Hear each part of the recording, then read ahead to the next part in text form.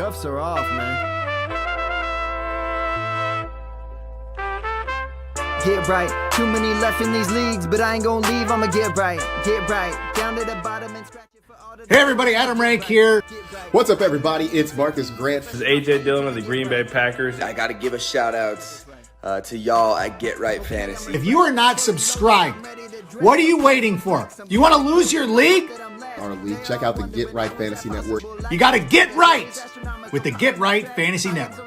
Best of luck with your podcast. Appreciate the support. And you're tuned in to watch my boys at Get Right Fantasy Network. Get you right. Enjoy the show. But I tune in every Friday. Strategies provided, I will lock in every way. So go and roll your sleeves up. Yeah, go roll your sleeves up. And I'm getting down, cause I roll my sleeves up. And I'm getting right, cause I roll my sleeves. What up? What up? What up, world? We are back. I'm Anthony, aka Rasta, and this is Get Right Fantasy Network. Week 11 is done, and we are on to Cincinnati. We're on week 12, ladies and gentlemen. Pretty excited. Had a pretty good week here myself. Ended up going 12-6 over my 18 leagues that I'm in. And last week was my best week actually of the year. I went 14-4. But we do have the big time by NATO coming up here in week 12. So we'll help you navigate through this one, see, who there might be out there that you can pick up and spot start here basically to kind of get you through. And some of us might need to win big time here this week in week 12. So it's going to be super important. So I'm going to help you through that here tonight. Shout out to my boy Frank. Of course, it looks, you see here, it's just me tonight. So I will be solo. Frank's not feeling too well. I'm kind of getting over my thing from last week. That's why we didn't have our show last Wednesday. You guys saw me battle through here with Phil on Friday, but we're back here, man, heading into week 12. So let's get into it, man. There's a lot of stuff going on. We just got done watching the Texans kind of beat up a little bit on the Cowboys here, 34-10. Obviously, team is just, kind of a little bit in shambles there. So we'll see what ends up happening here. They're talking about Trey Lance, here at the end. So it'd be interesting. Of course, you see the hat here, wondering if he might get some run. It would suck to see him do well and become kind of a franchise guy over there for the Cowboys after what we spent on him as a first round pick. But, we're okay with Purdy. Got us to a Super Bowl. So, you can't hate too bad. But yeah, man, they're just, a beat up team. Cowboys kind of feel like some of my fantasy teams just totally beat up and nothing you can really do about it, but you go out and you fight every week. And that's probably the best I'm going to say about Cowboys that you guys will probably hear me say, but can't beat someone while they're down. You want to beat up on teams when they're at their best and they think they're good, but they definitely got to hit the reset button here. So we'll see what happens.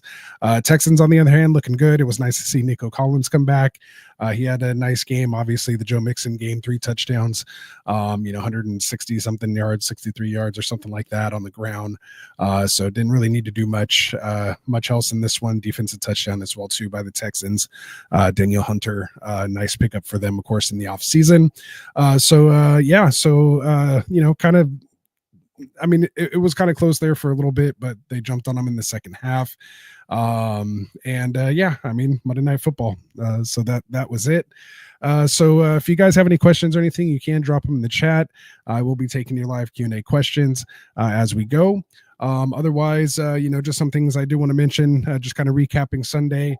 I'd be remiss if you didn't talk about Taysom Hill, the number one fantasy scorer here this week, scoring 41 points in a lot of formats, more in your tight end premium and, other leagues. But he did a little bit of it all. I was happy to have him in my home leagues. I picked him up. I had McBride in one league on a bye, so I was able to pick Taysom Hill up. And in another league, I got the heebie-jeebies about Ferguson. Wasn't feeling comfortable about Ingram either. And so I went out and just grabbed Taysom Hill. And threw him in the lineup, and it was a nice spot start for me there too. So I was happy to take those leagues down. So shout out to all those that had Taysom Hill in your lineups. He is, let's see, looks like he was started by only 26% of people. I was one of those, but I did have him in the bench in a couple other places as well too. So definitely tough to see that. The boys in Detroit putting up a 50 burger, 52 points to 6 against the Jags. They just kind of laid it on them. Amon Ra, the second highest scoring player in fantasy this week with 38.7 points. He went a little nuts. So that was definitely nice to see there for those Amon Ra owners. 11 catches, 161 yards, and 2 touchdowns. Again, 38.7 points. Jared Goff, is up there at 30, almost 40 points, depending on 6 or 4 point passing touchdown leagues. And really everybody there. Gibbs, Monty had 2 touchdowns. Jameson Williams got in on the action. He was a top 20 player. So Lions just really put it on him over there. Brock Bowers had himself a day, 13 catches, 126 yards, and a touchdown. Breece Hall, I think that buy window pretty much closed at this point. He put up 78 and a touchdown, and then 7 catches, 43 and another touchdown in the air, 31.1 points in full PPR. So his price definitely is up now. If you want to try to acquire him, you have Burrow, Higgins returning. That connection was nice, 9 for 148 and a touchdown. And then you had Jamar Chase, a lot more efficient, 7 for 75, but 2 touchdowns. And they're just a threat there. So nice to see that coming together. And they ended up getting the loss, unfortunately, but it was a nice fantasy day. And then you had guys kind of on the fringe here. Jerry Jeudy had himself a nice day. Puka Nacua. Juwan Jennings playing the X role over there. He was looking nice. So again, these are guys, of course, Jeudy, Puka. I mean, Puka's on teams, but Jeudy only 68% owned on Sleeper. Juwan Jennings, I believe he's higher. Where is he at? I think I have that here. Juwan Jennings. He's at 76, so he's not quite a waiver wire guy, but still almost 25% leagues that are out there that don't have him owned. So I feel like he's a top 15 type guy here on the top offense. Of course, with McCaffrey back, he's the prototypical X. He's basically what Ayuk was supposed to be. So, he's on that high end to low end one that can return 1 numbers any week. We've seen that multiple times now with him and Purdy. So I like that. So I'll end it there. Of course, week 11, it was a good one. Again, a lot of points scored, it seemed like overall, in a lot of leagues I was in. And a week 12 by NATO. Coming up here. So we do have 6 teams on bye. It's going to be Atlanta, Buffalo, Cincinnati, Jacksonville, New Orleans, and the New York Jets. So a lot of guys there, of course, Buffalo, Cincy, even New Orleans, again, Brees is out. The Atlanta guys, Pitts, London, who did okay against Pat Surtain over there. The team itself kind of got ran off, and that's a whole other story. But yeah, Cousins, Bijan, we're going to have to find guys for all this. So replacements here. So we'll kind of get into that. We'll go over some injury news and updates as well too. So that'll be fun. But before I do, for anyone who is new here to the channel, make sure you go hit that subscribe button for us. Hit that like button if you're watching here. If you have any questions or comments, you could drop them in the live chat, or if you're watching later on, you could throw them in the comment section of the video, and we will respond there. Of course, you can go in the description and hit us up directly on Twitter or Sleeper as well too. That information's there. But we are live with you basically here 7 days a week now. I know there's only a couple ones here, but we do have an added Saturday show now. But Monday, Wednesdays, and Fridays, you do have the quote unquote main show doing waiver wires like tonight. Wednesdays, we do trade talk and roster management. Fridays, we have 2 shows for you doing start sit for those East Coast folks and West Coast folks or late night people. We're here with you basically for 4 or 5 hours, taking your live questions on all of our live shows. On Tuesdays, you'll see we have our boy Tycoon in the fantasy boardroom at usually about 7 p.m. Then on Wednesdays, we have Phil Ruskin with the extra point coming in at 6 o'clock. He does his dynasty trades and player outlooks. And on Wednesdays, he's doing his prop bets and DFS on Thursdays. So make sure you check that out. And then on Sundays we do actives and actives. You have Classic Mike and Kindle from the Fantasy Football Tavern in there on Fridays for the early one, and then Phil and myself for the PM show. I mean, I guess they're both PM shows, but the later part 2 show there as well too. And then the Sweet Life with Jack and Cody live on Saturdays. That's a mouthful there, but we have it out there for you guys. Just hit that like and subscribe, turn those notifications on when we go live, and we'll be there, man. So there we go. Jason Ortiz in the house saying improved to 9-2 and 7-4. So let's go. There we go. He says needs a tight end waiver since Jake Fergie most likely out with concussion. So we'll definitely get into some of those guys here tonight. But quickly, of course, look for someone like Taysom Hill, even though he'll be on a bye week. That's what's going to be the tough thing about him. We'll talk about it a little later.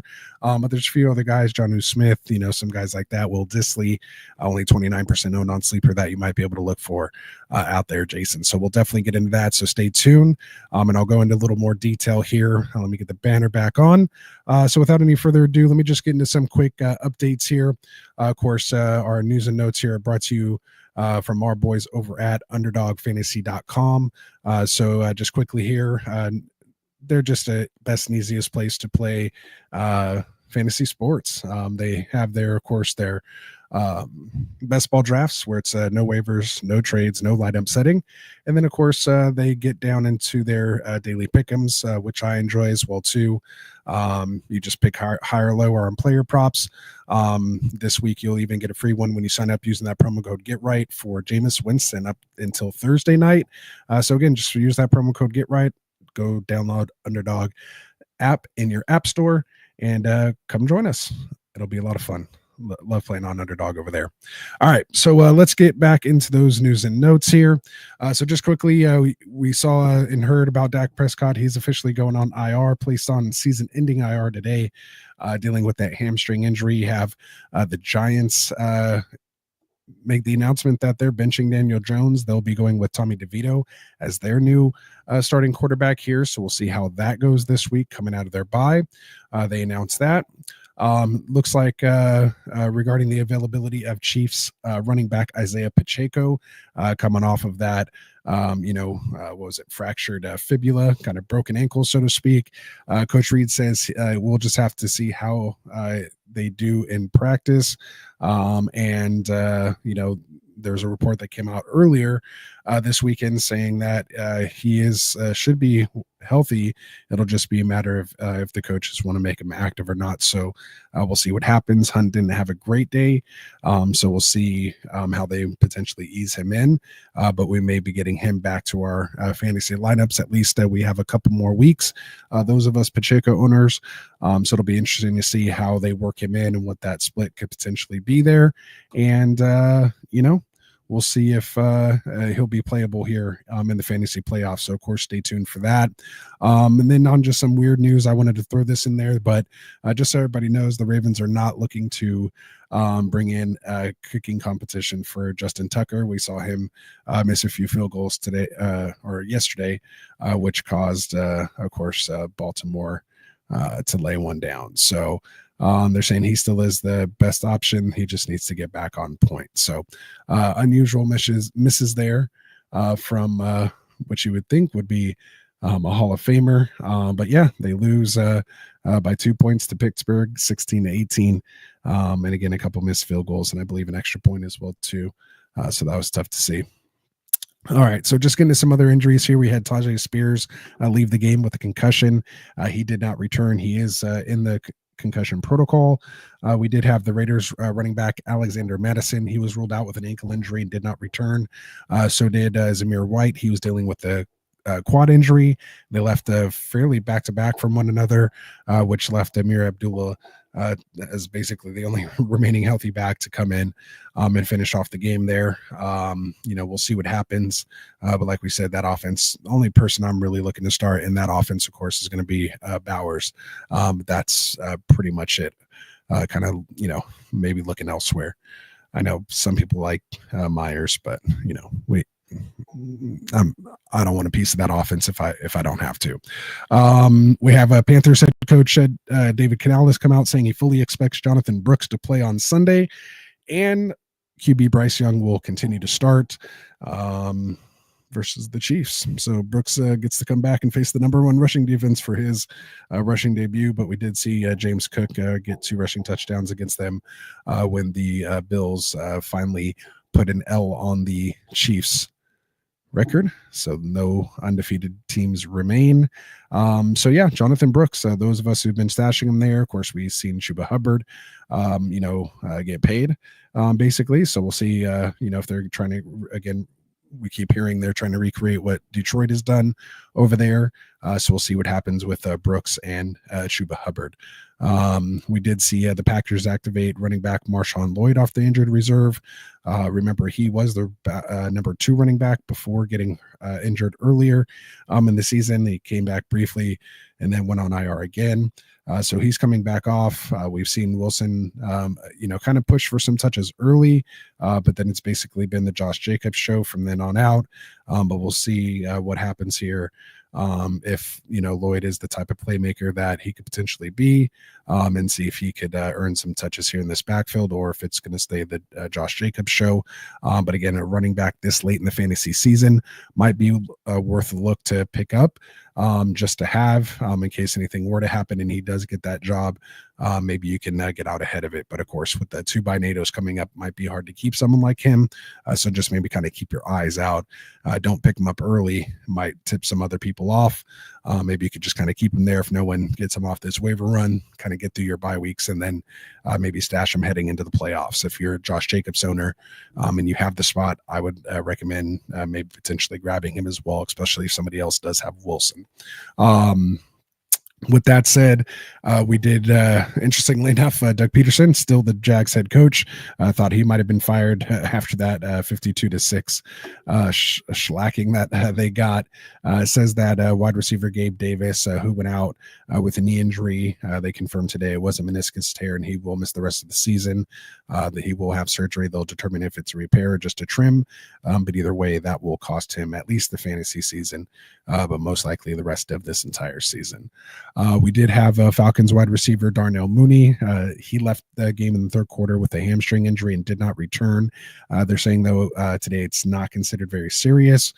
They are headed into their week 12 bye, and the feeling is he will be ready by week 13 when they come back to play the Chargers. So just we'll keep our eyes on that. Probably won't get anything this week, but next week might be, telling how he starts practice next Wednesday. So, of course, we'll keep you updated on that. We had Viking head coach Kevin O'Connell. He confirmed that all it was is leg cramps for Jordan Addison. He only played about 60% of the snaps, was kind of battling through it all game long, finally left in the fourth quarter, and he did not return. Again, came out and just said it was just cramps, nothing else more serious. So he'll should be fine to go against the Bears division game this week and week 12. We did have 49ers tight end George Kittle,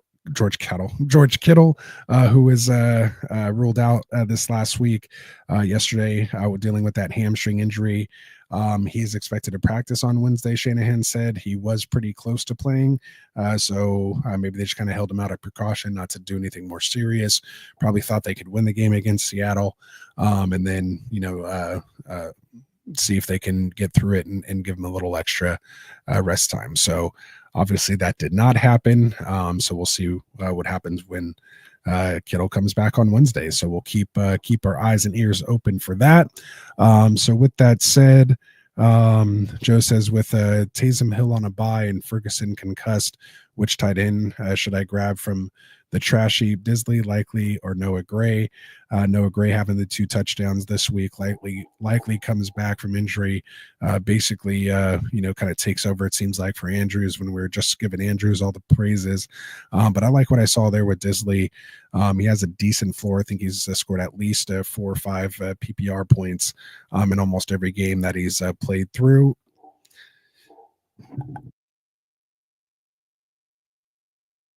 Excuse me. Like I said, I'm still getting over a little cough. But so I kind of like what I saw there from Disley. So that's probably who I would lean. You can't trust Noah Gary in that. Likely, maybe but I think the safest bet there would be Disley in half PPR. So yeah, so that's where I'd go with that. And of course, I'll talk a little bit more about that when we get to our waiver tight ends. So without any further ado, let's talk the top quarterback waiver ads by position. Again, if you have any questions, you can drop them down in the chat and I'll get to them as we go. Especially with no one here with me tonight, I'll just kind of throw them in as we can. But let's get to it. So my quarterback ads here for week 12. The first guy I have to put out there is going to be Bo Nix. Played against Atlanta here this week. 33 attempts, 28 completions for 307 yards and 4 touchdowns. Lights up that Arizona secondary. Adds, what was it? 2 carries for only 5 yards. So didn't really even do too much on the ground. It was with his arm, over 300 yards passing. I believe that was his first 300-yard game. Came close with 284 against Carolina.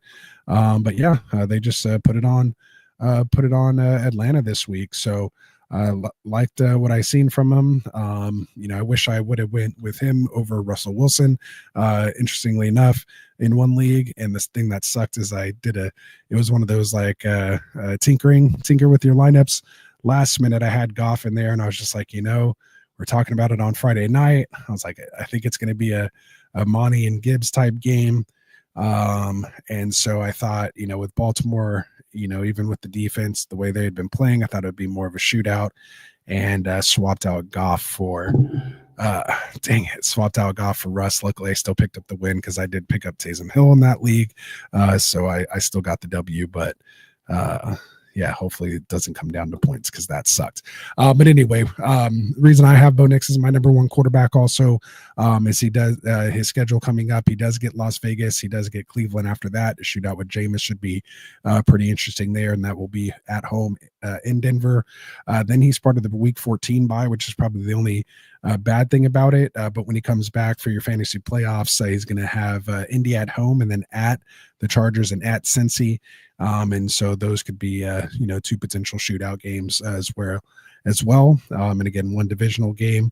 And last time he played the Chargers, he had 33 attempts, only had 19 completions, but went 216 for 2 touchdowns and a pick, but had 61 yards on the ground on 6 rushes. So, then I'll be playing at Cincy, at Cincy after that for your championship. So again, if you need a quarterback to potentially ride into the fantasy playoffs, he could be someone, at least if you're not looking to start him, someone you could have to stash just in case something were to happen. We all remember last year, Justin Herbert getting hurt in the 9th hour, and Joe Flacco is the one that, and Baker Mayfield actually are the 2 that I rode to championships, my 2 teams that I had Herbert go down. So having that backup quarterback could be important heading into the playoffs. So make sure you get that taken care of.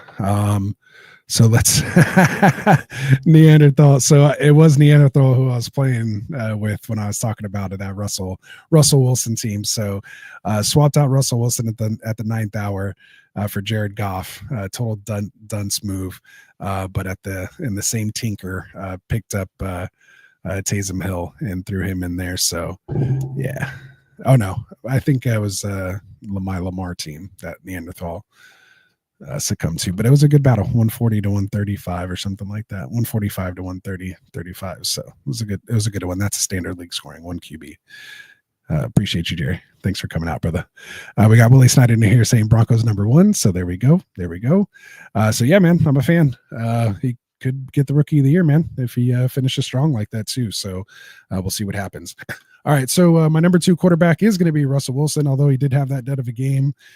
Baltimore, they were able to take away that deep ball. These 2 teams, have a lot of history together. The only time, they kind of play bad one another, just turned into a big time field goal fest, which Neanderthal had Boswell, and the way our kicker scoring was, he scored like 40 points against me. So that was even crazier. But again, with that said, Russell Wilson, I'm going to kind of ignore it. He had 28, 15, and then 24, and then comes out with this 6-point game against Cleveland. But he does get at Cleveland next against Jameis. That should be, a nice game there. Again, at Cincy, another shootout. Cincy again, or I'm sorry, Cleveland again. And then in the playoffs, he has Philly, Baltimore, Kansas City. So that's a little tough. But if you need someone for your week 12 and week 14, 2 games against Cleveland should be pretty nice. So go check it out. What up, Ravens? How's it going, man? Glad to have you here. I appreciate you, my guy. I don't even know who is getting chopped in the guillotine league this week. I haven't looked yet, so it'll be interesting when we get off here. Got 2 guys, Neanderthal and Ravens, who are both in that league. We got Willie saying I flexed MVS and got lucky with the 70-yard touchdown. Did the Browns even tackle? Exactly, right? So yeah, that was against New Orleans, who'd been playing terrible, and they put up a ton of points. So yeah, I'm gonna go find me some matchups against New Orleans. So if Derek Carr and a bunch of nobodies can do that against Cleveland's defense, and Newsome and what's his name got a little banged up too, I think Ward. So yeah, it could be even more interesting. So and they play actually Thursday night, so quick turnaround. All right, so who else do we got here? Other quarterback waiver wire ads for this week. Geno Smith gets Arizona here in week 12. If you're looking for someone in week 12, he could be a potential move. I believe was leading kind of the league in passing yards. Didn't have the greatest game against San Francisco. I mean, it is us, but yeah, I mean, he did beat us. I only scored 15 points here in a 6-point, 32 attempts, 25 completions, 221, but didn't score the touchdown. So, if he throws touchdowns with that, he's at least just one. He's already over 20 points. You put 2 in there, he's in closer to 30. So yeah, Geno, Arizona at the Jets, at Arizona. And playoff is home against Green Bay, home against Minnesota, and at Chicago might be the tough one. But those could be good matchups weeks 15 and 16 for you. Or again, especially considering 12 and 14, both games against Arizona, division games, West Coast. Worst case, you're dealing with some rain this week, week 12. Otherwise, you're in the Dome in Arizona, week 14. So that's someone I would check out. The other guy you have to take a look at here, man, he seems to be dealing kind of every other game. Maybe that's just the product of being 36 years old, but that's going to be Matt Stafford. He get only 18 completions, but on 27 attempts, but throws for 295 and 4 touchdowns on the day against New England. His week 12 matchup is home against Philly, and so in a dome, at New Orleans in a dome, home against Buffalo, week 14 in a dome. Then he gets at San Francisco, so maybe some rain, at New York, which could be potential snow, and then home against Arizona, week 17 in a potential shootout. So again, he could be somebody that you can look for as well.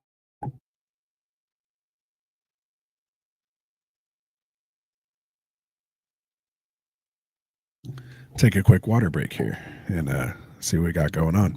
All right, so yeah, if you guys questions or comments, drop them in the chat. I'll just try to get to them old school here, like we used to as I'm talking, since it's just me. There we go. Okay, so Neanderthal said not him or Raven. So Neanderthal, I know you were worried there for a minute, so glad I don't have to chop you, man. Next year, or maybe potentially next week, we'll do you in. We'll see.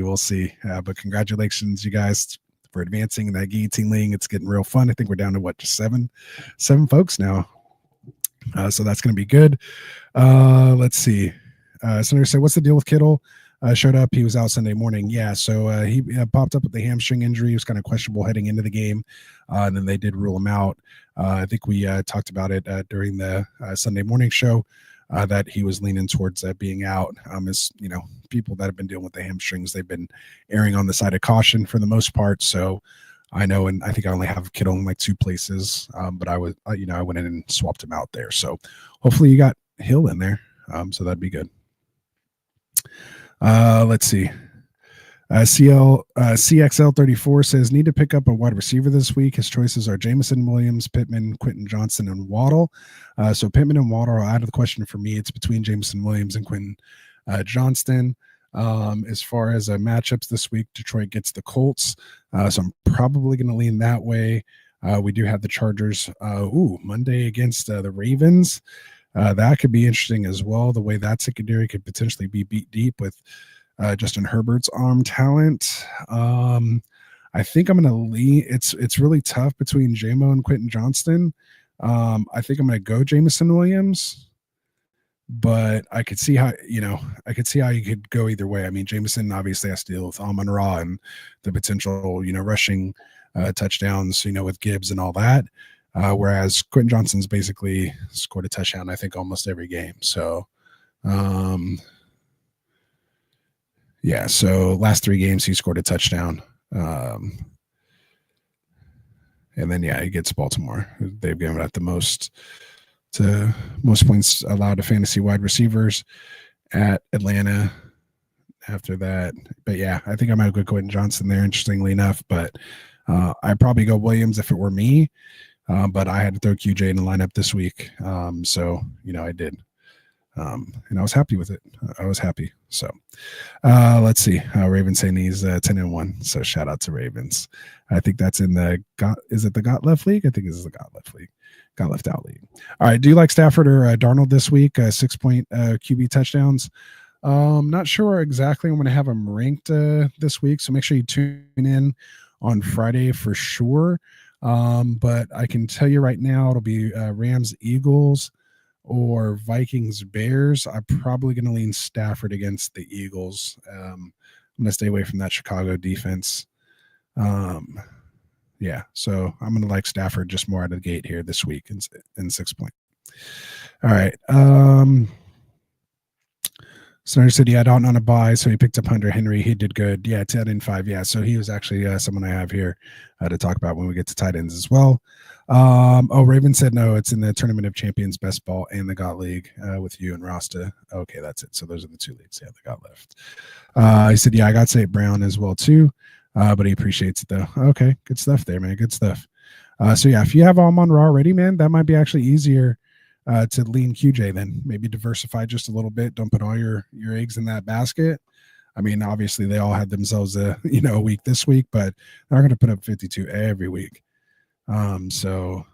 Maybe diversify a bit and get QJ in there against Baltimore. Again, they've been giving up the most. So there you go.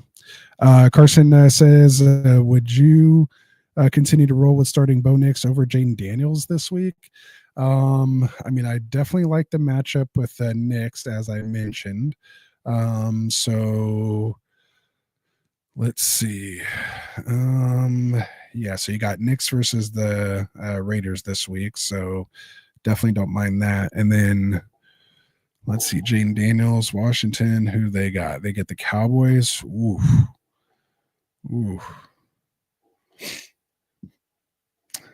Yeah. I mean, you saw what Nico kind of just did to them.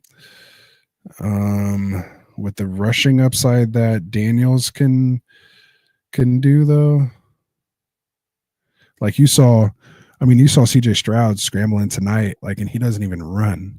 Like he's not a rushing quarterback. Like Daniels I could see him going 6 for it. Like he could get anywhere from 60 to 80 yards, if not 100 in this one. If he needed to, depending on how Dallas is going to play. So, I think I'm going to go Jaden Daniels, man. Raven says Jaden Daniels as well, too. But, not too bad, especially you got a guy like that. He's done with those ribs still, so if he takes one shot, you want to have that nice backup there for him. So, I think I'd stick with 2. So there we go. All right. Appreciate it. Hit that like and subscribe button if you haven't already. If you're watching, that'll help us out, man, as we continue to grow, trying to hit the 1,400 subscribers. I think we're only 40 or something away, 30 or 40 away. So help us get there. Appreciate it. And Willie says, I did good with Gesicki a couple weeks. Is he even a good handcuff now? Not with T. Higgins back. Once T. Higgins comes back, Gesicki with his numbers when Higgins is there are non-existent. So, there's plenty of guys you could, you don't want to keep a tight end as a handcuff. So definitely drop him if you need a guy to start. Again, you're looking for, I know Hill's on a bye week, but you're looking for, Disley, I would throw in for a week. a couple of these other guys, Henry, that we'll get to here in a bit. So there we go. All right, so let's do it. Let's move. That's pretty much who I have there for quarterbacks. We shall move on to running backs. So let's talk running back waiver ads here for week 12. The guy I have, I just kind of went in order of rostership percentage. So we'll start here because I don't think there is really a major running back, which again, this is good that there wasn't too many injuries this week, but there was no like major running back injury or some handcuff that we need to go run and spend all our fab on. So these are just guys, again, with it being week 12, and maybe you just need to throw somebody in the lineup because you don't want to, make a crazy trade or, drop anyone else, or maybe you got guys, coming back. But these are people who could potentially be out there that you might need to just throw in, for a spot start if you can. Starting with Jalen, or just a straight up handcuff. So starting with Jalen Warren, he's 56% owned here on Sleeper. He saw 33% of the snaps this last week and had 9 carries for 41 yards, 4 catches on 4 targets for 27 yards. Again, this was against Baltimore, so anytime that they're going to be, in a closer type matchup or even maybe trailing, Warren should get, good run there. They get again Cleveland, Cincinnati, Cleveland coming up. So, again, he could be someone you can throw in there. He's almost flex worthy, like a 3 wide receiver and 2 flex, as a second flex. He's kind of in that range for me. Jordan Mason, his roster percentage has dropped. Again, they went on the bye. Then with CMC coming back, he's down to 54% rostership now. McCaffrey just starting playing again. Like, he could potentially get hurt again. We've seen what he is. He's, he was being ranked as, top 5, top 3, on a week to week potential basis here when he was getting those touches. He's again just a pure spellback, at this point. Maybe he'll do some short yardage stuff here and there. But even on the goal line, that's still going to be CMC's role. But Jordan Mason, I think, is still, especially if you're the CMC owner and you see Jordan Mason was dropped in your league, which almost, again, 46% of leagues, this is available to you, the CMC owner. Go pick up Jordan Mason and make sure you have him handcuffed. So he's someone I'd take a look at. Someone else who may have been dropped here this weekend because he was ruled out, Tank Bigsby, 53% owned. Again, they just got, kind of worked. He was inactive here dealing with this ankle and toe type injury. Oh no, but that's Bucky with the toe. Bigsby here dealing with the injury. So again, they're on a week 12 bye. But when they come back again, ETN didn't look great. He did play, I think, 74% of the snaps with no other, I don't think anybody else did anything there in the backfield, and he had no points. So, if Peterson's still the coach by the time they get back, we'll see what happens if he makes the change or they try to, be a little more physical here with Bigsby. I hate to say it. I hate to see it. I wish ETN was able to produce in that game, but it was just not happening against Detroit. That's a tough defense.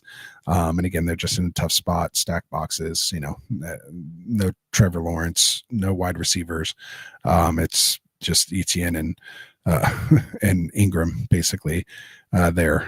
Oh, and BTJ, who actually had a pretty decent game. I think 13.6 points if I remember. I kept seeing 25-yard, completion, 23-yard completion. So at least Mac Jones threw it to BTJ. But anyway, this is about Tank Bigsby. Again, only 53% owned here on Sleeper. So he's definitely worth someone to have. I think on your bench. Now we move on to guys a little less owned or around the same percentage owned. Actually, even more owned. I went a little out of order. This is going to be Audric Estimé. He went from, we all thought he was going to be there. A lot of people blew a lot of their fab on this guy, myself included in a couple of places. Not blew all my fab, but I went and picked him up and started drinking the Kool-Aid for whatever reason. I thought Javonte Williams' time was over, and they pulled a gotcha and ended up being Javonte Williams' game again. Estimé only saw 6 carries. That was only for 16 yards against Atlanta, 2.6 yard average. Did see 3 targets, though, and get 3 catches for 9 yards, which Estimé doesn't. It was his first time even getting a catch in every game in the last 5 weeks that he's played. Hasn't even received a target, and then just gets 3 for 3. So who knows what Sean Payton's doing over there? Sean Payton's starting to become the new Bill Belichick to me, and I just don't want any running back having to do in that offense. So I think that's where I'm going to stand when it comes to Broncos running backs while Sean Payton's there. Another running back you could potentially consider here is going to be Gus Edwards. He's 31% rostered in sleeper leagues. He actually got the first carry of the game. It's still very much the J.K. Dobbins show over there, though, but we know how much they want to run. He only played 16% of the snaps. That was, half the snaps he played percentage that he played last week in Tennessee. Only 6 carries, 27 yards. So, but he's, going to be that handcuff should anything happen to J.K. Dobbins. And, they have a decent schedule coming up. So again, if something were to happen to him, they do get Baltimore and Kansas City 12 and 14 on those binados. So they're not great options there. And then week 16 might be tough against Denver. But 15 and 17 is Tampa Bay and New England. So again, if anything were to happen to JK, he could be someone to keep your eye on, or if you want to stash, if you have an open spot. Next guy here is more of a stash, but has put up double-digit points in the last 2 games on limited touches, not even playing over 30% of the snaps. That's going to be Trey Benson, coming off the bye week here in week 11 for the Arizona Cardinals. He just came off a 10-carry, 62-yard game. Saw 2 targets for 25, 2 targets, 2 catches for 25 yards as well. That was against the Jets, scoring 10.7 fantasy points. And then the week before that against the tough Chicago defense, went 8 for 37, which was a 4.6 yard average, still pretty healthy, found the end zone. So turned that 1 catch on 1 target into 18-yard reception, and turned that into 12.5 points. That's still with Connor leading the backfield here. So you could even say he might be almost flexible in certain situations, especially week 12 and week 14. He will see Seattle in both of those games, as we mentioned, the matchup for Geno against Arizona, and now vice versa. So he could be someone, again, if you're in a pinch and need to throw someone there in a flex spot, there could be worse out there. Maybe you take a stab on Trey Benson. Next guy I'm going to mention here is going to be Justice Hill. He is 29% owned here on Sleeper. We saw an uptick in uptick in usage here, maybe just the type of game it was with all the pressure that was felt. And this is what we talked about in the very beginning of the year when they played the tough defense against Kansas City. We saw him play 54% of the snaps in that type of game. And again, when they played Cincinnati, it was 53%. And so you'll see some of these games when he gets up there, only had 2 carries, but where he did his damage was 7 targets. He only had 4 catches for 28 yards. And I think one of those was one of the that last interception that he threw on a go route. But again, he was running a go route. And had he caught it, he could have had a nice gain on that play. So just something to pay attention to. They do get at Chargers week 12. They do play the Philly in week 13. So that could be a potential flexible week for Justice Hill. They have a week 14 bye, and then coming out of the bye, they get the Giants. Probably more Derrick Henry game. They get the Pittsburgh again, who we just saw that matchup where he put up the 8.1 PPR points. And then at Houston in week 17. And then again, if something were to happen to Henry, the only thing you do have to worry about, of course, is want to keep an eye on Keaton Mitchell's potential usage there too. Just kind of keep an eye on that as he continues to work his way back from an ACL. Another running back here, 27% owned, is going to be Ray Davis of the Buffalo Bills. We saw James Cook, of course, get the 2 touchdowns here against Kansas City. Ray Davis only played 21% of the snaps, but that was up from 14 and 15% against Miami in week 9 and Indy in week 10. He only had 5 carries for 11 yards, so not great, yardage, more a spell back at this point. But the reason why you want to have him is he is a nice handcuff on one of the top offenses here that want to run the ball. And we saw when he did get his opportunity where he got 20 carries, he did it for 97 yards, a 4.85 yard average. Not totally great, but definitely a decent average. Gets 3 carries for 55 yards. It was kind of a little busted reception down there too, but he was there. He's seen targets in a lot of the games he's played as well too. So he can be used in that type of role. And again, we've seen him put up those 18 fantasy points and had another 17-point game against Miami when he had the 2 catches for 70 yards and a touchdown. back in week 9. So Ray Davis, just someone you might want to stash. And then, of course, based on the injury to Madison, you have Zamir White and Amir Abdullah. Zamir White, 24% owned. Amir Abdullah, 0% owned, basically. And so, again, I'm not rushing to go grab these guys. But, again, if you're in a total pinch, I'd probably go with all these other guys first before I'd go to White or Abdullah. But, again, they're there. So if you need them in some of your leagues, deeper leagues, you might need to grab them. So those are the running backs I have. I'll recap it. We have Jalen Warren, Jordan Mason, Tank Bigsby, Audric Estime, Gus Edwards, Trey Benson, Justice Hill, Ray Davis, Zamir White, and Amir Abdullah. All right, so we'll get to a couple questions here. Let me see what we got going on in the chat. Let's see. All in One Show says Goff, Gibbs, Jacobs, Puka, Flowers, Kelsey, Connors, his current lineup. His bench is Ridley, Pollard, Waddle, and Pacheco on IR. Any changes that you'd make for week 12? I mean, I think you have a pretty decent team there. I mean, if you can move on, like if you can maybe package Waddle and Pollard for something, but I'm not sure, you know, who's really doing that. I mean, you do have Pacheco kind of coming back. So maybe you can, you know, turn him and, you know, someone else into something if you think that might be a split more with him and Hunt, or them wanting to kind of ease him in. Because again, they're trying to win a Super Bowl, not your fantasy championship.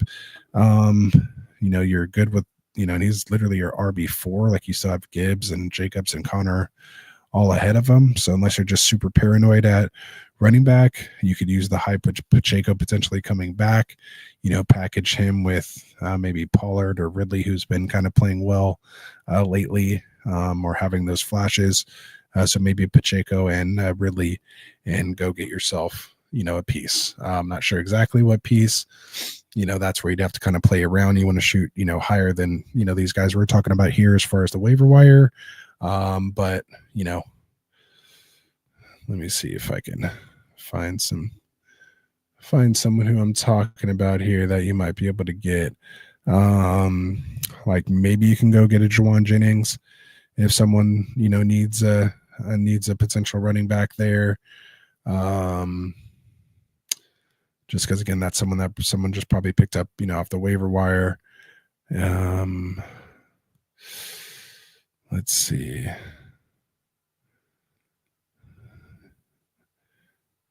JSN, maybe Josh Downs.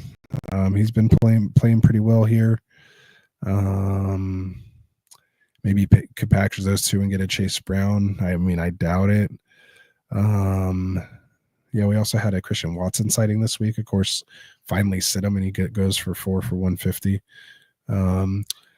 Lad McConkey was, you know, not bad. He went 6 for 123 this last week. Again, with Herbert, you know, playing pretty well. We talked about their playoff matchup.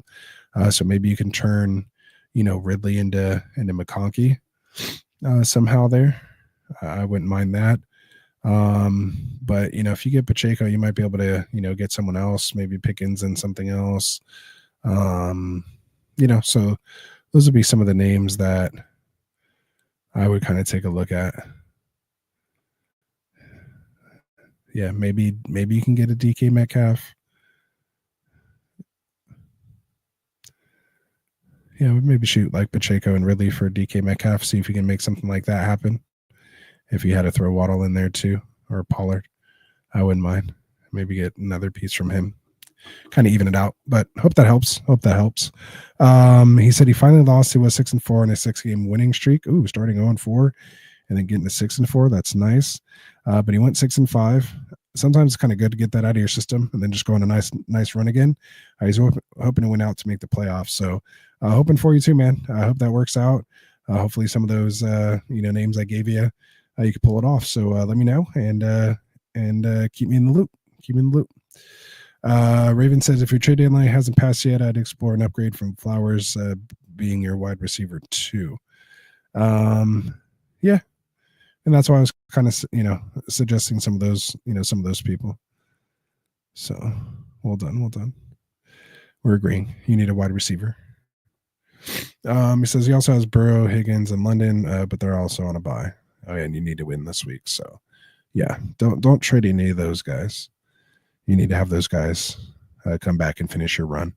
But yeah, that's tough. Willie says, I was drinking the Jalen Warren Kool-Aid, and he got lucky with the 11 fantasy points. Yep, there you go. There you go. Riven said, oh, never mind, you're in a great spot.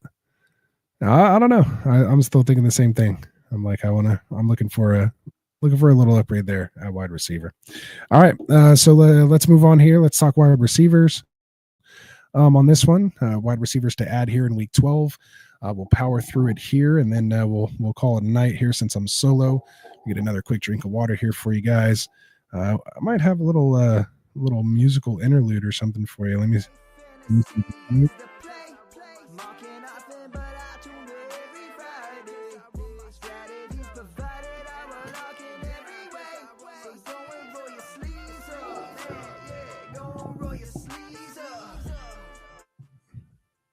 There you go.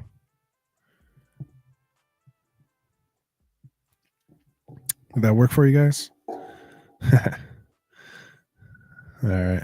We'll get that turned off. Got a little musical interlude there while I took a little drink. All right, so let's get into some waiver wire ads here for week number 12. We have 3 more games left of our fantasy season, and then we are into playoffs. So let's do it here. Let's talk wide receivers. The first wide receiver I'm going to talk about here, again, I don't actually recommend this duo just because of their schedules, but we have to just kind of mention them. Jerry Jeudy come out with a game this week, 11 targets, 6 catches, 142 yards, and a touchdown, that big touchdown that we saw, that 89-yarder. Pretty sweet way to start off the day. I was kind of trying to decide between Jeudy and someone else in my lineup. Threw Jeudy in there. I was happy I did. He is 68% owned, so just over that 65% threshold, but I have to say it because of his counterpart over there in Cleveland, Elijah Moore. He's coming off an 8-target game, the least in the last 3 games. He went from 12 to 9 to 8, so kind of trending down, if you will. Had 6 catches, though, for 66 yards. Had one of the touchdowns there against New Orleans. And of course, there's Cedric Tillman. I think he missed on a big opportunity, but he only went 3, but had another 8 targets, but only for 47 yards. Didn't get in the end zone in this one. I think his first time since playing with Jameis here. Oh no, he was averaging 1 because he scored the 2 in the 1 game. So finally doesn't score a touchdown here. 7.7 points. But basically and he's 73% owned. But these 3 guys, again, like I mentioned, the reason why I'm kind of staying away from them, I'll let the rest of your guys spin their fab and get them on their team, is because they do get Pittsburgh, again, in this binary. They're playing against Pittsburgh, which seems tough. Then against Denver, Pat Surtain, probably be on Tillman per se. And then just a tough defense overall for the other guys. And then against Pittsburgh again. And then they get Kansas City, if you were to make it through all that, then it might look okay at Cincinnati, and then home against Miami in 16 and 17. But for the most part, that's kind of a tough schedule. So I'd like to steer away from those guys. But again, if you're in a situation and you need someone, they could potentially be out there for you. Other than that, someone else that, like I said, I had to use myself this week was Quentin Johnston. So he's 58% owned here on Sleeper. Had 8 targets, but only had 2 catches, but went for 48, and one of those was a touchdown. So 26-yard touchdown pass to Quentin Johnston. Found him there in the end zone and was able to put up a 12.8 PPR day, which he'll take. So that's 22, 10, and 12 in his last 3 games. Basically, he has 3 games where he hasn't scored double-digit points. That's 6 points in week 1, 2 points against Kansas City. Again, tough defense in week 4, and they were still trying to figure things out by week. And then got hurt in the Denver game, only played 41% of the snaps. So really, where he was playing significant snaps, 70% or more, he's putting up, double-digit points in each one of those games. So, and I even started him in a standard league, so I was happy he scored the touchdown. So it would have been a 4.8, wouldn't have been great in a standard league, but the touchdown definitely helped. So gets Baltimore next, as I mentioned, this week here in week 12. So that's going to be a good matchup. They give up most fantasy points allowed to the wide receiver position. I think they're number 2, actually. And then at Atlanta, tough matchup against Kansas City again, but then it's Tampa Bay in the playoffs. Denver might be tough with Surtain, but then New England in week 17. So not saying he's just like a wide receiver 3, but again, if you get someone hurt or need a spot start, again, weeks 12 and 14, 12 will be good. 14 will be tough against Kansas City, but Quentin Johnson could be someone you're looking to turn to. All right, the next guy on the list here is going to be Panthers' Xavier Legette. So they're just coming off their bye. A lot of times it could be someone who was kind of forgotten. Maybe people dropped him, making room for, to find someone to start or, open up that spot here for this week due to another injury or something. But again, like Xavier Legette, 47% owned on Sleeper. He does get Kansas City here, which we just talked about with, Legette, and they're coming off a loss. Might be a tough matchup, but does get Tampa Bay at Philly, which they're a lot better now against the pass than Dallas, Arizona, and Tampa Bay. So not a tough, playoff schedule, 15, 16, 17, Dallas, Arizona, Tampa Bay. So again, just someone you can stash. And if something were to happen in the playoffs, it's kind of like, well, it's better him than some random person off the waiver wire, 3 weeks from now. So Xavier Legette and maybe Bryce Young have built some things, again, with him being the one with Deontay Johnson out of town now. Could be someone you're looking to get. Again, only 47% owned. All right, next guy we're going to talk about here, wide receiver, is going to be Marquez Valdes-Scantling. Can't believe I'm saying this, but he did it again. 3 catches. He did the most envious thing he can do. 3 catches, 109 yards, and 2 touchdowns on those 3 catches. 87 and a touchdown for 2 of the catches, and then the big 71-yard touchdown as well too. So that's back-to-back games. Just what can you say? So back-to-back games. He's just kind of balling out, I guess you'd say. He's catching the ball. So they are heading into bye week this week. So maybe you can hold off if you really need to, if you need someone this week. I personally don't know if I can quite get there yet, because as soon as you start them, those 3 targets could be 0 for 3 for a big old 0 in your lineup. That's just tough for me to trust. But after week 12, week 13 against the Rams, then it's the Giants, then it's Washington for week 15, then Green Bay week 16, championship against Las Vegas in week 17. So, if you're going to stash, someone, that potentially could be it. And remember, Derek Carr, revenge game in Las Vegas. It'd be nice to put the nail in that coffin for them. So who knows? Could be some potential out there. So Marquez Valdes-Scantling. All right. Next guy on the list here is 23% owned here on Sleeper. That's going to be Ray McLeod. Just someone to take a look at here. He already pretty much plays a pretty good, snap share ever since week 2. He's basically in the 90s, mid to high 80s as far as snap share. Pretty much with Mooney and London, on the field as well too. So he is getting the playing time.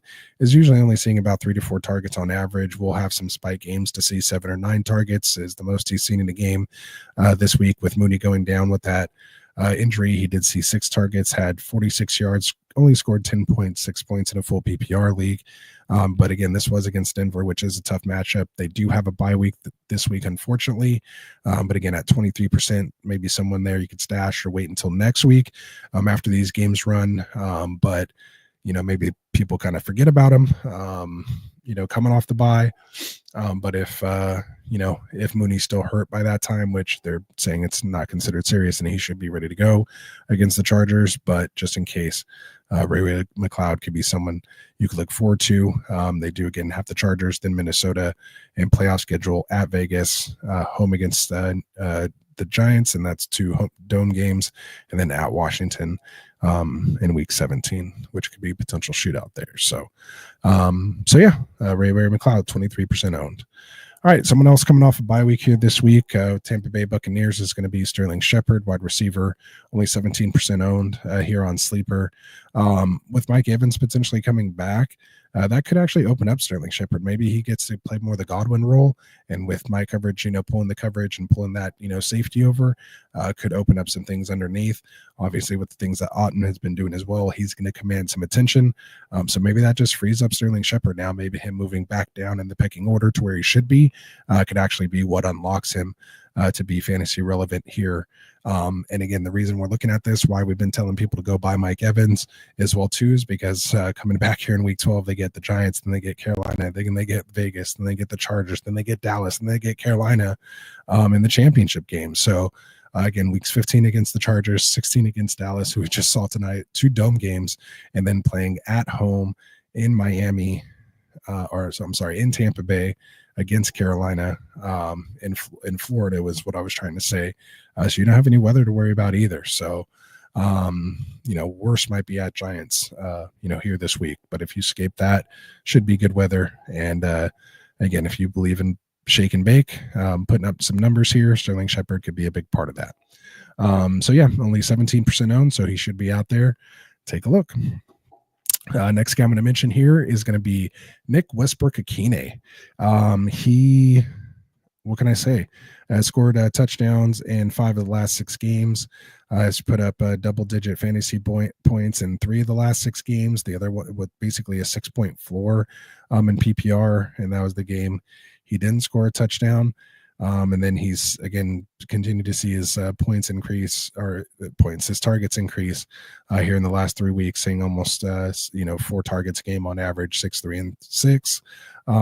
Next up, he gets Houston, then Washington, Jacksonville. Playoff schedule is home against Cincinnati, at Indy, and then at Jacksonville.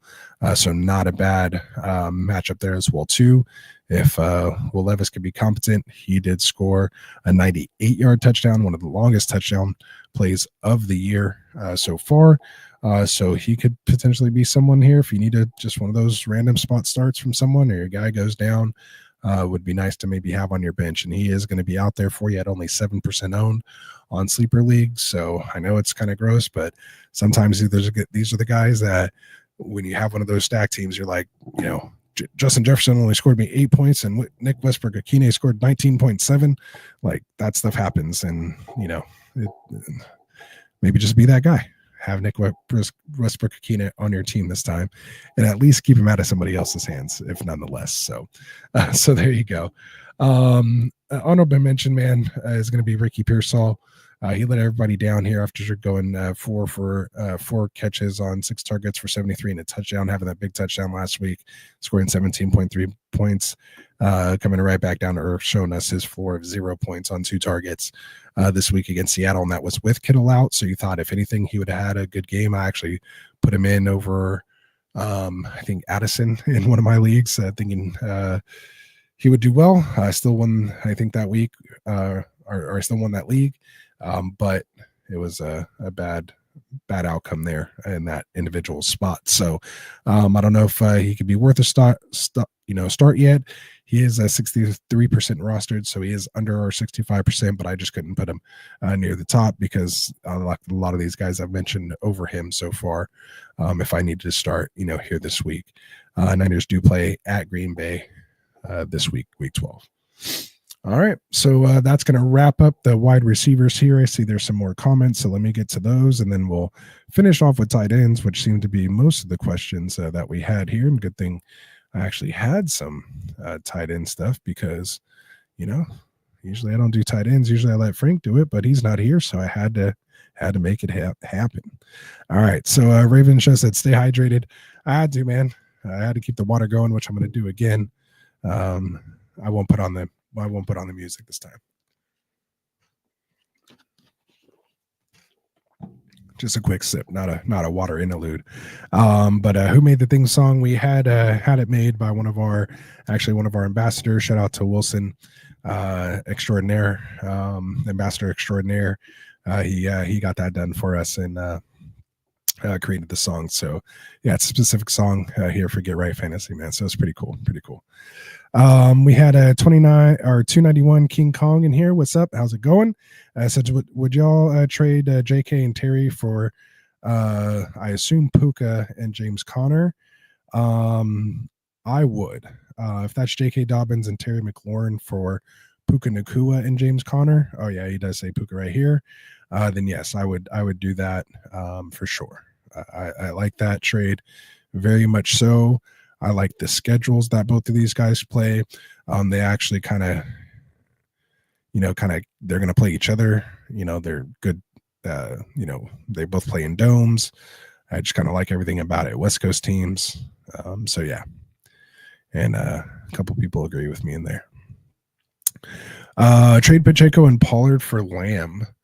Lamb looked a lot better than I thought he was going to look. I know they forced that one ball to him later. I just don't know if it'll be Trey Lance. If we see him, I mean, Cooper Rush seemed to know to kind of throw CeeDee Lamb the ball. So what did he end up with here? I'm trying to stall.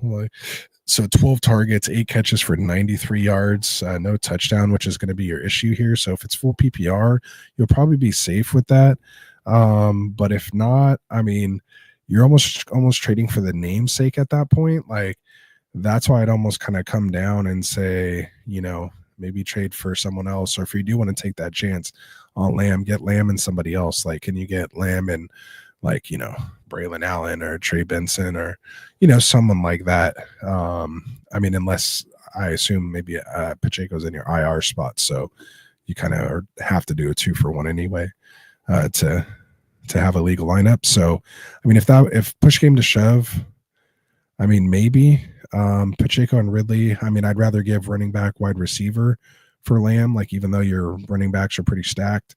Again, that'll just leave you open for more trades later. Like if the Lamb trade doesn't work out, and again, unless you're right on your trade deadline, which you may have mentioned earlier. But yeah, I'd prefer to go the Pacheco and Ridley route, but try to shoot for someone else besides Lamb. I mean, again, 18.6 points isn't bad, and if that's kind of the floor with Rush, I mean, that's not bad. And again, this Houston defense is pretty good. So, I mean, it's not the end of the world. I mean, it's positive, and maybe the Lamb winner would feel like they're selling high right now as well too. So if they're kind of panicked, this was like the perfect game for them to sell. So I could see this deal getting done. It just depends on what your outlook for Lamb, is. I'm not quite sure. The only places I kind of own Lamb right now are in Dynasty. I don't really have him in redraft because I didn't get the number 1 pick anywhere in redraft this year. But a couple places that I have him in Dynasty, I actually sat him this week because I wasn't confident that he was going to put up points. I actually played Pollard over him in a league, which didn't turn out great. I still won, thankfully, in that league. But yeah, it was a tough decision. So I could see the deal getting done. So I think it works. It's just, again, depending on what side you want to be on. Raven said he would do it. So this mini says Stafford or May. Ooh, Stafford or May. That's a little tough there. What is Stafford or May? I already closed out my window here, so let me do Los Angeles Rams schedule. So Matt Stafford schedule week 12 Eagles, week 13 Saints, week 14 Bills, week 15 Niners, week 16 Jets, week 17 Cardinals. Or Drake May for New England. He gets week 12 Dolphins, week 13 Colts, bye week on week 14, part of the bye NATO. Then he comes back and gets playoffs week 15 Arizona, at Buffalo, home against Chargers. I think I'm going with Stafford. I just think that he has a better chance to score more touchdowns. I know May might have a little more floor because of the rushing, but I think I'd go Stafford there. His just arm talent, man. He just when you watch the game, he looks good. So there you go. Raven says Stafford is on a better offense. Ricardo Gutierrez says AR5 versus Detroit or Knicks versus Vegas. That Detroit defense is tough. They might get that game kind of in a shootout, forcing AR to throw, which could open up for a lot of picks. I like Bo Nix against the Raiders this week. So, but shout out to AR5, man. He came out, played well, looked a lot better. But I'd still go Knicks based on what I've seen recently. Because you're just happy if AR5 has a game like Knicks has been having pretty consistently. So, in the matchup should be easy. The only thing I really worry about is of course, what's his face, Max Crosby, but that could actually force Nicks out of the pocket a lot to really up that rushing floor that he could have, or open up, some big plays because once you kind of break out of the pocket, those Raiders DBs might, lose contain or, allow someone to get behind him or, complete passes in front of them on broken plays. So I'm going to go Knicks on that one. And Ravens agree. Stop copying what I'm copying, Ravens. He says Knicks as well. Raven says, I sat Lamb this week too for Monty. Thankfully, it worked to my favor. Yeah, I think that's a lot of us survived sitting Lamb this week if you did. But yeah. Would you trade for Jennings over Lamb? Like, I think Pollard and Ridley could potentially get Jennings, and then you could still take that chance with Pacheco, if that makes sense. You got Pollard dealing with that lingering foot injury. Spears it out, which is nice because you were kind of worried about him coming in and taking some touches. But what is the Tennessee schedule? Let me take a look. Take a look at the Tennessee schedule here.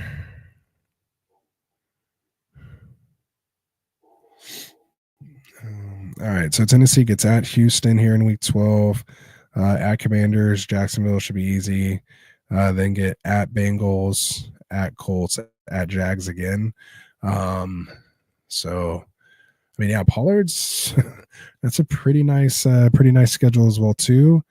Man, I do like Jennings. It's tough I don't want to like lead you and just make you think, oh, I'm playing, Homer because of the hat I'm wearing right here. In no way, shape, or form do I think Jennings is a better wide receiver than Lamb. I just think Brock Purdy is much better than. We already know he's for sure better than Trey Lance. We actually have proof of that because they were on the same team and he took his job. So if they turn to Lamb, and then I would assume we all assume Purdy's better than Cooper Rush. So I would take the guy that's in a way better offense that's going to score a lot more potential opportunities for touchdowns and just moving the chains and moving, continuing drives and having opportunities. But again, 12 targets, 9 catches, 93 yards. No touchdown, 18 points. Like we'll take that. So it's tough to say, man.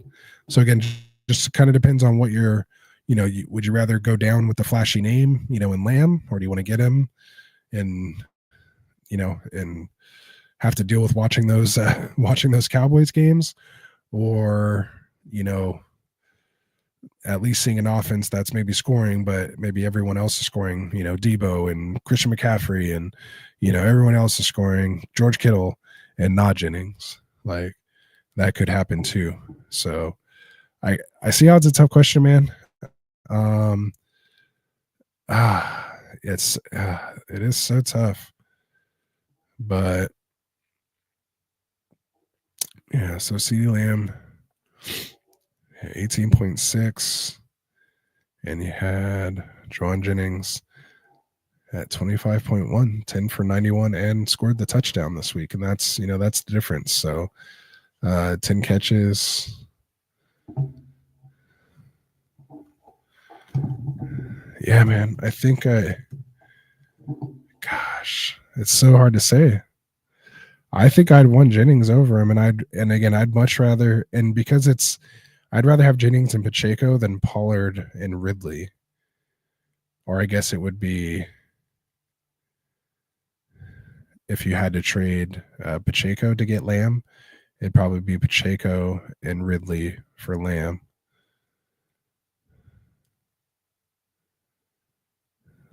So yeah, I'd rather keep him. So.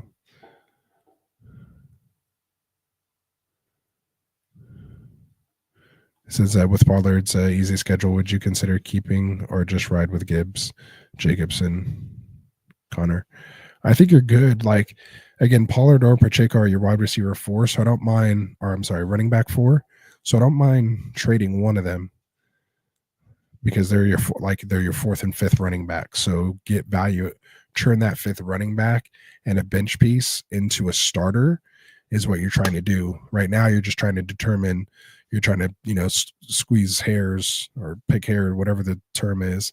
You're trying to pick the best of two positives between Jennings and Lamb. So you're literally splitting hairs on those two. So I mean, I think I want to lean Jennings in this one. I don't want to put my fantasy championship faith into Cooper Rush or Trey Lance. I couldn't live with myself. And maybe that's because I am a Niners fan, but it just is what it is.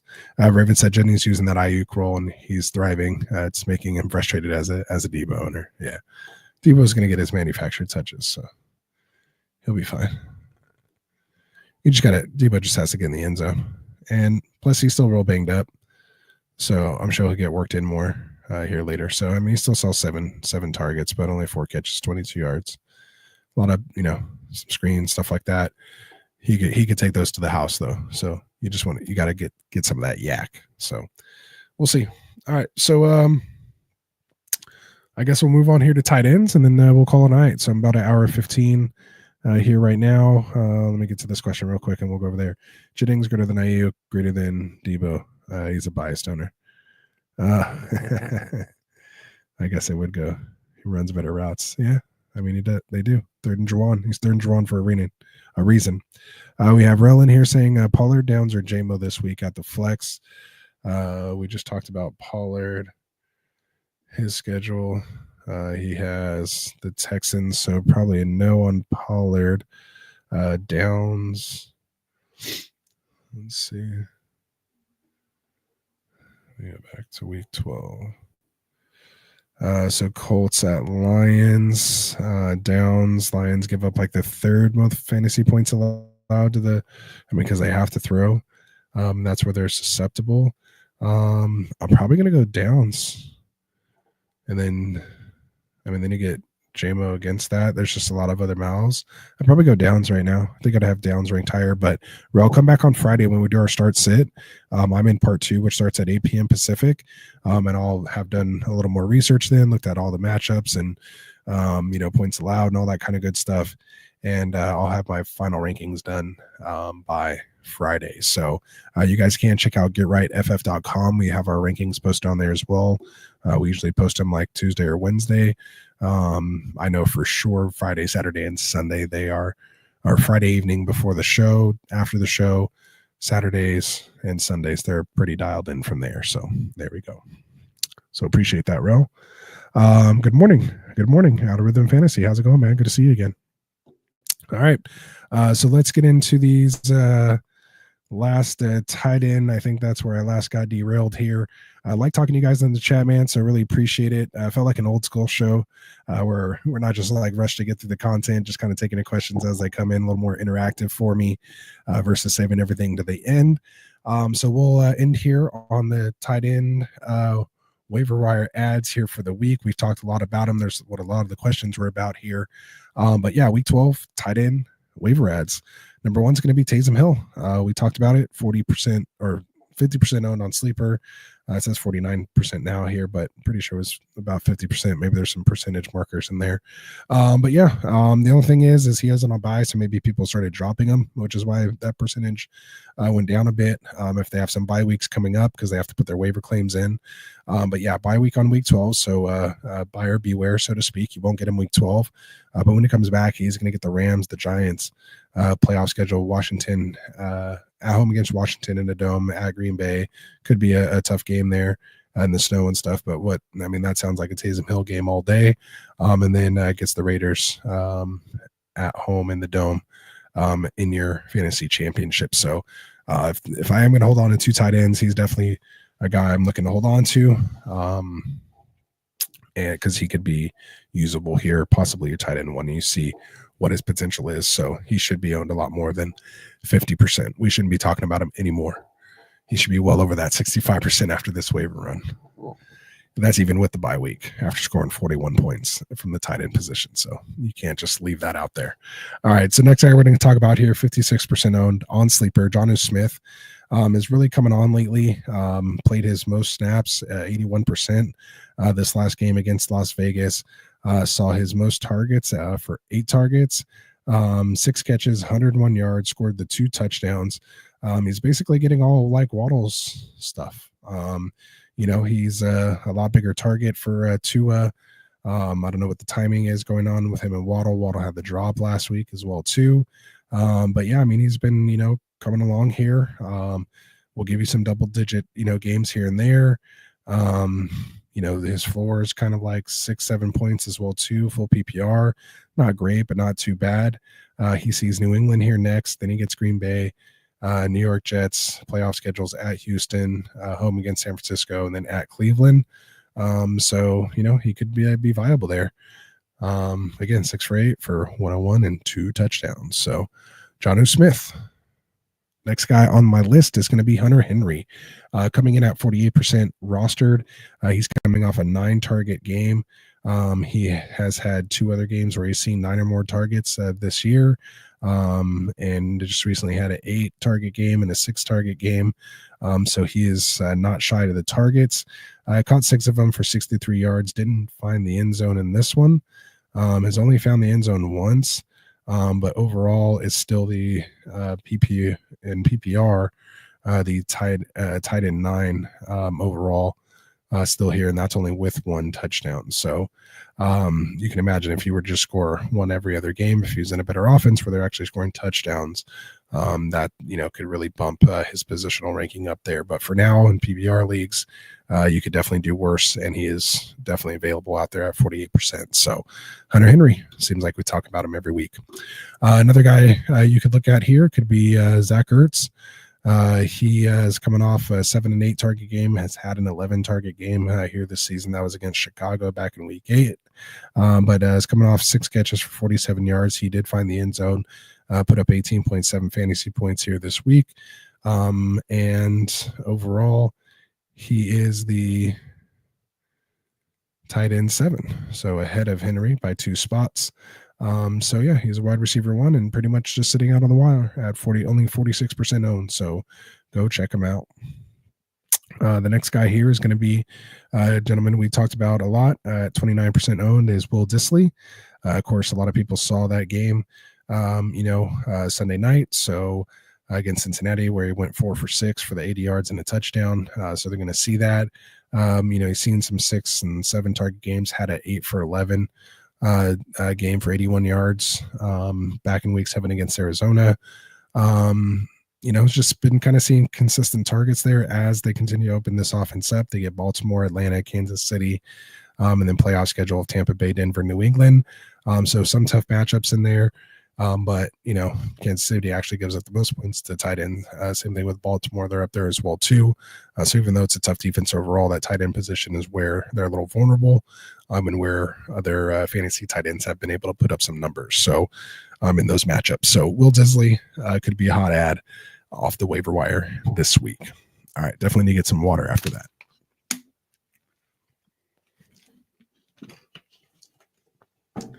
So hopefully some of those guys helped you out there.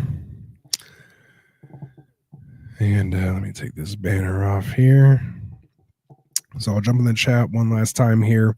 So if you guys got questions, we're going to call this thing a night here pretty soon. So let's see.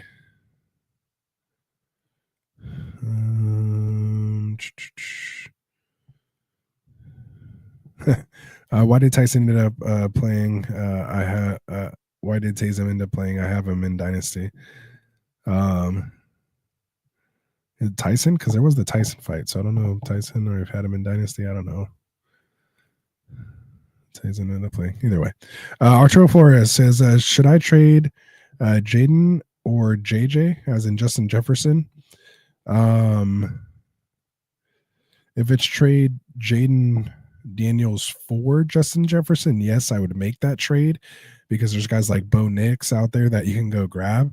That I'd rather have, like, whoever your combination is of quarterback with Jaden Daniels and somebody else. But I would if that's a trade for, if it just happens to be a typo, I'm taking it. But if you have Jaden, I would definitely explore options. If you have Justin Jefferson, I'm holding tight on Justin Jefferson. And unless you're trading him for Jamar Chase or, Amon-Ra St. Brown, which you're probably not doing, like, you're not, who else are you trading for? CeeDee Lamb and who else, right? Barkley and someone, like, even still, he's even had a couple dud games. Like, it's going to happen, but JJ will bounce back. And he didn't even have that bad of a game. and he's always been a little bit touchdown deprived. So we'll see. All right. Out of the fantasy sports says May, Caleb Williams, or a 25 QB. Which do you like? I'd probably take my chances with Caleb still. I mean, you want some time to develop, and especially if you're not just trying to push your build out a little longer. I'm probably taking Caleb for that one because and that's tough, I guess. I always assume in Dynasty it's going to be super flex, so if it's one QB, that might be a little different as well too. But for the most part, I think I'd still, I still see the spurts with Caleb, and if that franchise can just be competent and put some, players around them, then they could be good. We've seen the coordinator change now. Like what you see, they still didn't do great. They didn't put up a lot of points. They had a chance to win. But yeah, it just didn't quite happen. So hopefully that just, makes them hungrier and stronger and, playing a little better here. But yeah, I'd go Caleb Williams with that one. But actually, going back with that, check out our boy Phil on Wednesdays when he does the extra point, and he goes into his Dynasty stuff too. You can always drop a comment on this video or ask a question on our sleeper chat, which is if you hit the description, it's there as well too. And our boy Kendall from the Fantasy Football Tavern, also one of our Dynasty guys, he will jump all over that and help out with that and give you his input as well too. So yeah, drop us a line and we'll all get involved. Smitty says start 2, Devonta Smith, Evans, and Jennings. To me, I'm going to go, it's pretty easy, Evans and Jennings. So there we go. It's kind of like our Discord, but it's like through Sleeper app, so you don't have to like download a whole other app just to talk to us. Like it's just in Sleeper. So if you go to Sleeper, and here, let me see if I can do a quick little promo for you guys. Let's why not? Since we're pretty much done in the chat now, let me share this for you. So it's going to be different when you go on your phone. When you go into your phone, you're going to want to go to like the feeds channel. But on here, if you were to like scroll down, like once you do join, all right, these are all my 18 leagues that I was telling you guys about here. But in here, you'll see it says channels. So it's our private sleeper channel. So you can see here, they have the basic ones, the news, the leagues, the advice. Then I have NFL as a selected one. I'm here in LA. I'm a LeBron fan. Like me or hate me or love me, but it still is. So I get my Lakers alerts there. And then you'll see this one here that says Get Right Fantasy Network. So you can probably search for that if you go through the channels, or you can, again, just go to our description of our YouTube video. And it's the very top link where it says join our private sleeper community. Once you do that, you'll have access here to our thread. So you can just come in here, and this says, get right trade questions. You can see this here. And you'll see we just have, a bunch of people, and speaking of Kendall himself. And then, you see myself in there answering questions. This was from 2 days ago. And you see here this Adam saying he appreciates the insights, on his trade, and we're giving him his feedback and stuff there too. So, and look at, you can put all this stuff in here. 2 trade questions. You could see 2 trade questions, 12 team, trade 1, trade 2, any helps or thoughts, and gives your whole roster. So we can go into a lot more detail, right here, and then you can tag us on here, and then we'll all get it, and then we all respond and go back and forth about it. So it's a lot of fun. So make sure you guys get in there, check it out, and make it happen. So there it is. Raven's asking, can he get him on now? Okay, so interesting. Didn't know you could do that. Yeah, man. So this is where, yeah. So we didn't want people to go to our website and go to all these different places. Like we most likely, because we do our mock draft tournament in the off season. So a lot of people find us, through our tournament that we do, where we do mock drafts and you get graded, and there's a whole tournament structure to it. And anyway, we'll talk about that more as we get closer here to the off season. But yeah, this is how we all kind of keep in touch. So it's, basically our Discord. It's free to join, doesn't cost you anything, and you can basically talk to us anytime. So, I mean, we're basically live 7 days a week now. So it's actually not as popping as it used to be, because we used to only be live like 2 or 3 nights a week. So we had a lot of conversations on here, but yeah, this is where, if you need people to join leagues or if we're posting videos and, just questions and stuff like that. So it's all, it's all here. So yeah, come check it out. Get right, Sleeper channel. Also, since we're at it, for those that don't know, we also have a website. So getrightff.com. You can check out our website here, of course, our partners and everything like that. You can see our featured videos. We have our underdog stuff.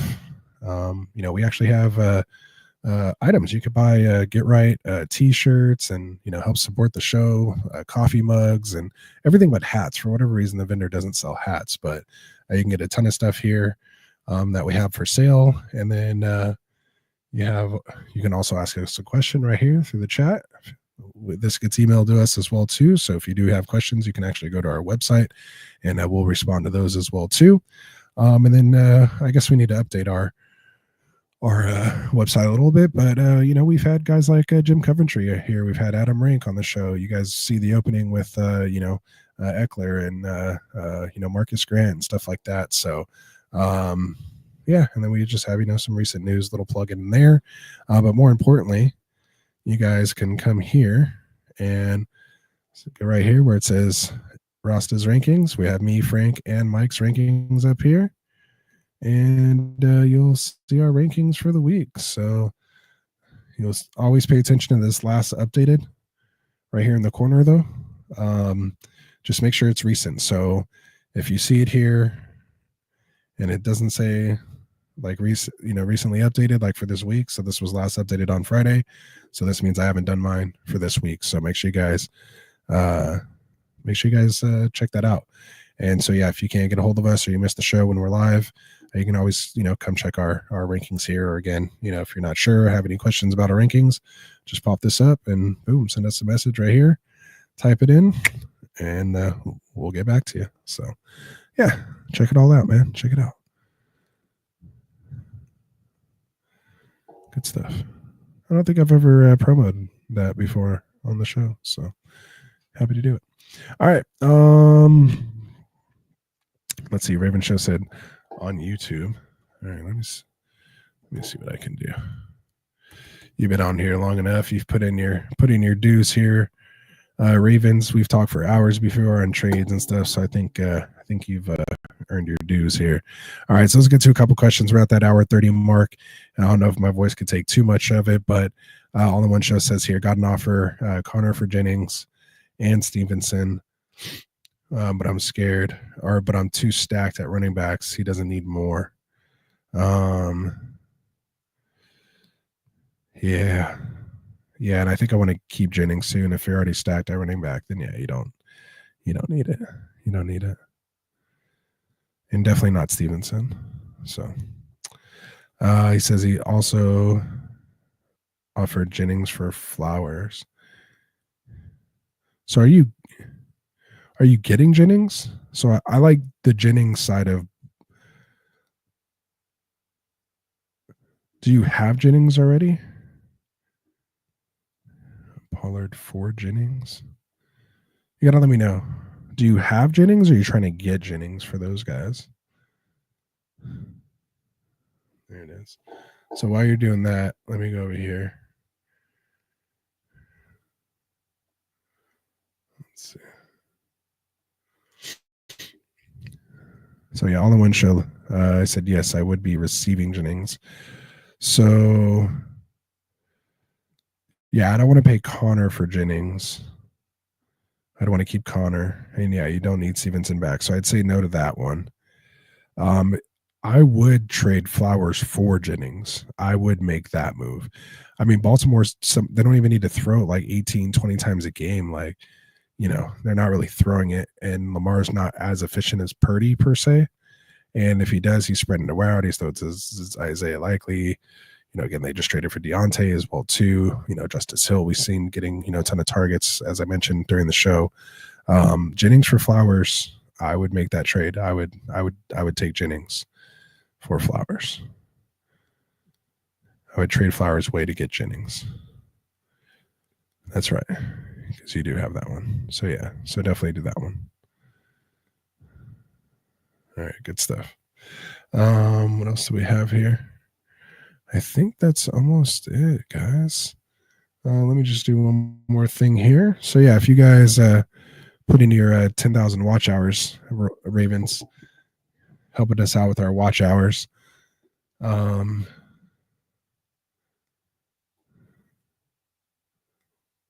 see.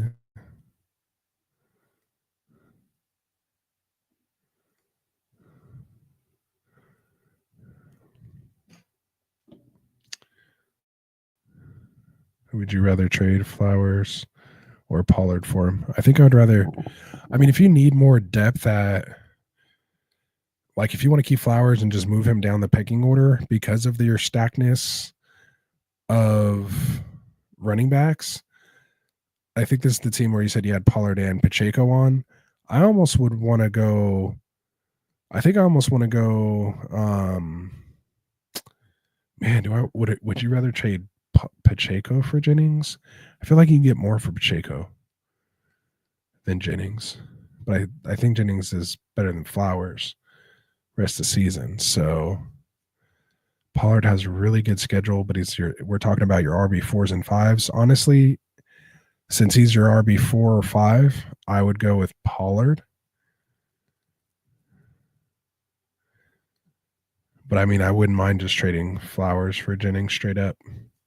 And then you could still use Pollard or Pacheco to get another wide receiver for additional depth, maybe better than Flowers even. So that's what I would do. There you go. Arturo Flores says Justin Jefferson for Lamar and JSN. I mean, at least you're getting Lamar, who's the QB1 overall. But if we're doing a redraft draft, you're still taking Justin Jefferson ahead of Lamar.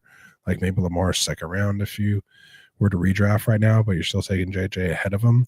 I like JSN, but Lockett is still there. He's not hurt or anything, although he liked his usage with DK coming back.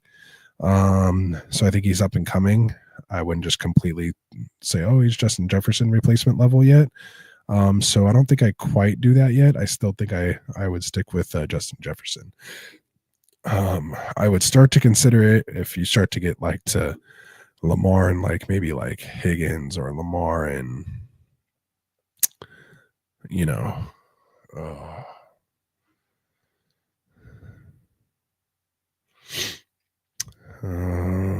like maybe Puka and Lamar or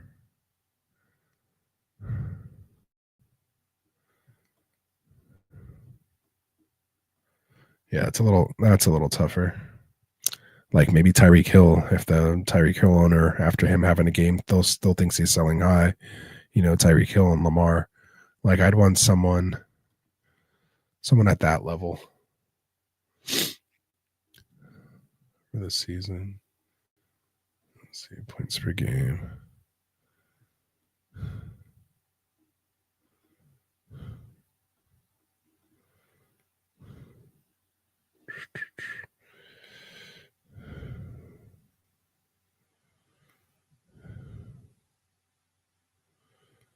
Yeah, I mean, I guess he's up there. Technically, points per game, Jackson Smith and Jacob has more points per game than Puka. Mike Evans and Lamar, someone like that, man. Debo, no, Debo's not enough.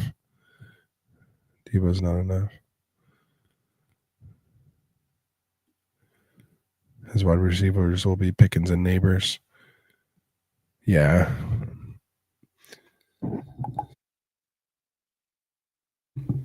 Is it 4-point or 6-point passing touchdown too? Because that makes a little bit of a difference, but I still think JJ can score what Lamar can score any given week. I mean, I guess if you're upgrading that second spot, but like I'd rather have like Bo Nix and Justin Jefferson than Lamar and Jason, if that makes sense, or someone like that. So yeah, I think to me, Justin Jefferson's untradeable. Like he's one of the top 3 or 4 picks in fantasy. Like there's only 3 or 4 people you would trade up for to get him. So if you're drafting today, like who you going to take ahead of him? And those are the only people I would take for trade for him, really.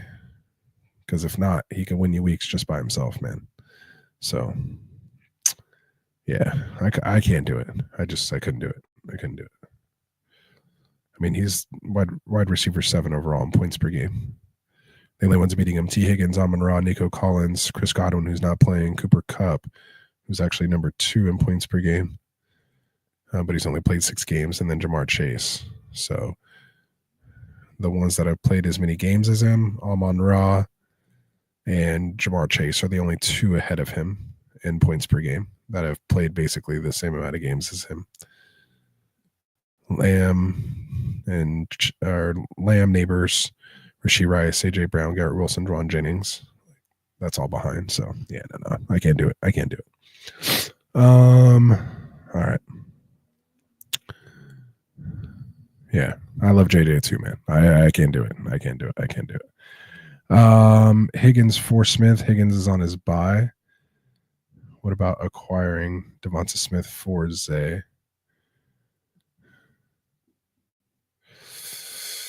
Oh, that's tough. Smith, you would ask me a couple weeks ago, I would say get Devonta Smith, but even with them playing so well lately, like Devonta Smith is like unheard of, plus Goddard's back now. Historically, he hasn't done great with Goddard in the lineup. If AJ Brown goes down, though, we know he could be a number 1. But yeah, Zay, it's so hit or miss. I think there's potentially more floor consistency with Devonta Smith, and probably a little more upside with Devonta Smith if he catches the right game. We just haven't seen it lately, which is a little unique. But I would have easily said Devonta Smith over Zay Jones, preseason and up until like a couple weeks ago. So I don't think I would mind. I would probably take that chance. But if you're talking about getting Jennings or Devonta Smith, I think I want Jennings over Devonta Smith right now. So, yeah. Higgins for Smith. Higgins on a bye this weekend. Smith already had his bye. No, I'm not trading away Higgins for Smith. I'll deal with the bye week. Yeah, I agree. Yeah. And even Chase Brown's still eating on the ground too, though. They just can't air it out. So, yeah. All right, good stuff. All right, so we're all caught up in there. Good questions. That was good stuff, making me think there. So that was really good stuff. We'll be back here on Wednesday to talk more trades, talk roster management. Again, sorry I missed last week, but I was under the weather. You guys probably still hear it, my voice here a little bit, my sniffles and my coughs. But trying to be here for you guys as consistently as we can be. But for the most part, we're putting stuff out 7 days a week. And like I said, I went through that little tutorial. So rewind back. You guys can see how to get a hold of us all the time. And Ravens for show in here could vouch and tell you that he can tell you that I'll talk to you all day about trades off the stream. So, he'll let you know that, I will go ahead and do that for you guys. So make sure you, again, check us out. Here, let me throw the banner up one more time here for you guys. So you could pause that, take a look again to find out when we are live here. And yeah, let me clear this out. So other than that, what else is there to say? Week 11's done. Hopefully you guys are in a spot. I mean, I'm sure there's a lot of us, we're on the edge of our seat with every win and every loss. Like you lose and it's like, oh my God, I'm out of the playoffs. What do I do? And you get a win and it's like, all right, one more week. You held some other people off and maybe gained a spot or moved ahead on points, or maybe you won and still moved down a spot in the rankings because you didn't score as much as you wanted to. But whatever it is, man, make sure you come here and enjoy it and share it with us. We'll help you get your lineups right and get everything right here to hopefully bring home those championships for you. So that's what we're here striving for. So again, if you need anything, just let me know. Again, you know how to get a hold of us. So from all of us here, man, from my boy Frank, hope you're feeling better, my guy. He's probably knocked out right now. From the rest of the Get Right crew, for Classic Mike, for Dustin, for Kendall, for my boy Phil, for Tycoon. You'll see him here tomorrow night, hopefully. And you could call me Professor Rasta, I guess, if you want. I don't know about all that. I'm just a degenerate, man. I just like talking fantasy football, man. So hope you guys enjoyed it. Again, hit that like and subscribe button for us. Unless there's anything else, I have, which I don't think I have for you guys. I'm going to call it a night right here. So again, good luck to you guys here heading into week 12. And we'll be back here on Wednesday. Peace out. Wanted to write fantasy is the play. Marking nothing but I tune every Friday. Strategies provided, I will lock in every way. So go and roll your sleep.